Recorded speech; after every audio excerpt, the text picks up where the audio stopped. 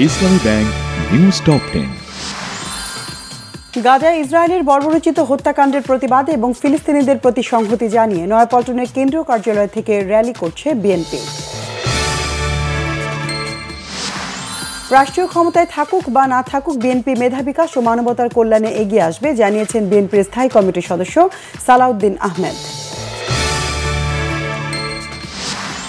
রাজুকের plot দুর্নীতি মামলায় শেখ হাসিনা পুতুল সহ 18 জনের বিরুদ্ধে গ্রেফতারি পরোয়ানা, আদালতে চার্জশিট, শুনানি 4 মে। আন্তর্জাতিক অপরাধ ট্রাইব্যুনাল আইন সংশোধন প্রক্রিয়া আগামী সপ্তাহের মধ্যে শেষ হবে জানালেন চিফ প্রসিকিউটর তাজুল ইসলাম। দেশের নাম পরিবর্তন সহ মৌলিক 4টি বিষয় সংস্কার চেয়ে জাতীয় ঐক্যমত্য কমিশনে নিজেদের প্রস্তাবনা জমা দিয়েছে ইসলামী শাসনতন্ত্র আন্দোলন বাংলাদেশ। ভারতের ট্রান্সশিপমেন্ট বাতিলে কোনো সমস্যা হবে না, নিজস্ব ব্যবস্থাপনায় সংকট কাটানোর চেষ্টা করা হবে জানিয়েছেন বাণিজ্য উপদেষ্টা।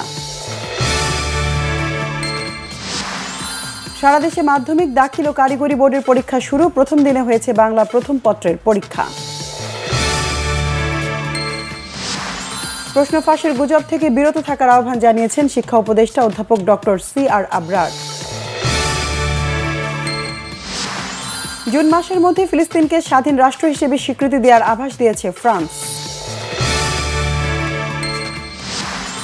ঘরের মাঠে লস অ্যাঞ্জেলেস AFC'র বিপক্ষে মেসির জোড়া গোলে কোয়ার্টার ফাইনালের ফিরতি লেগে মায়ামির 2-1 গোলে জয়।